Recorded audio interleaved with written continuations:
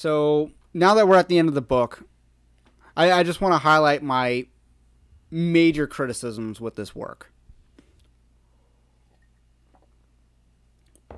Number one, the entire book, yes, all of it, is the fallacy of non-falsifiability.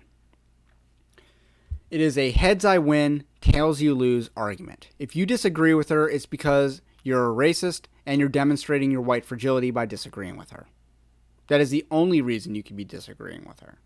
That's a logical fallacy. It is not a valid argument. Secondly,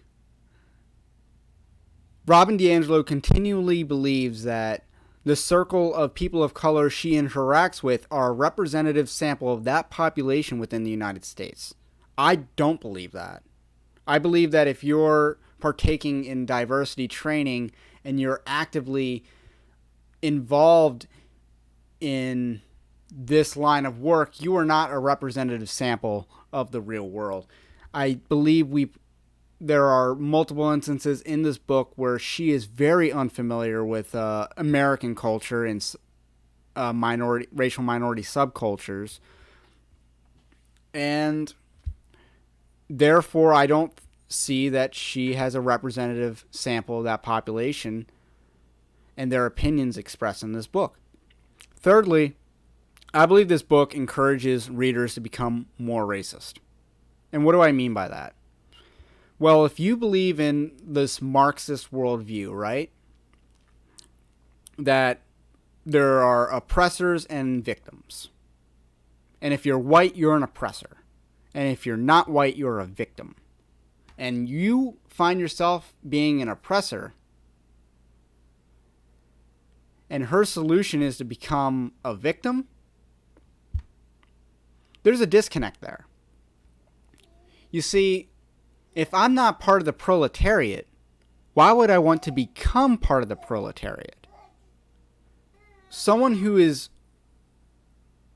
white and a Marxist would read this book and actually be more incentivized to become racist.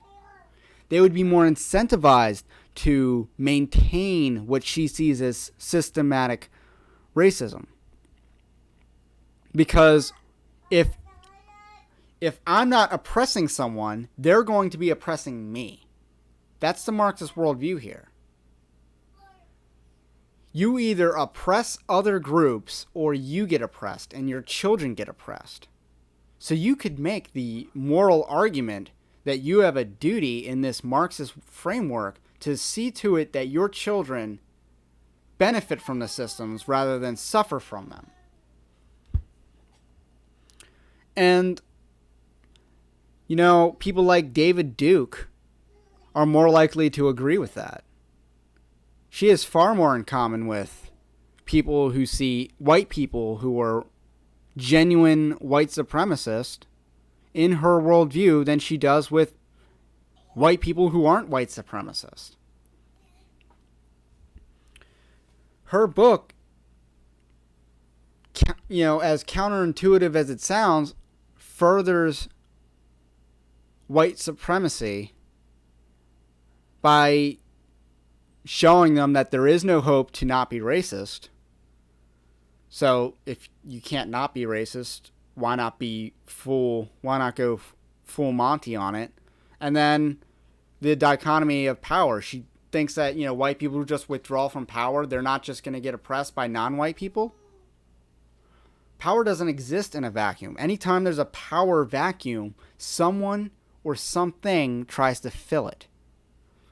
And with Marxism, this cultural Marxism, everything is viewed as a power dynamic. It idolizes power. So if you're idolizing power, why would you want to give power up? Real or perceived? Why would you join the proletariat when you're part of the elite class? You wouldn't. That would be suicide. And if you're a white Marxist and you read this, why would you want to destroy yourself? Why would you want to be racially oppressed? Just think about that. Anyway, this concludes my video series on White Fragility by Rob and DiAngelo.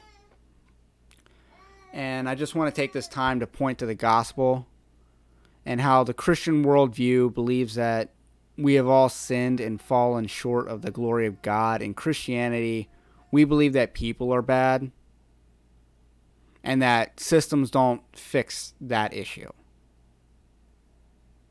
Only Jesus can fix that issue. I just want to end with that. Thank you for watching this video series. If you like, please like it. Comment below on what you think. And subscribe, and we'll do more series like this and others. My name's Ray, and I'll catch you on the next one.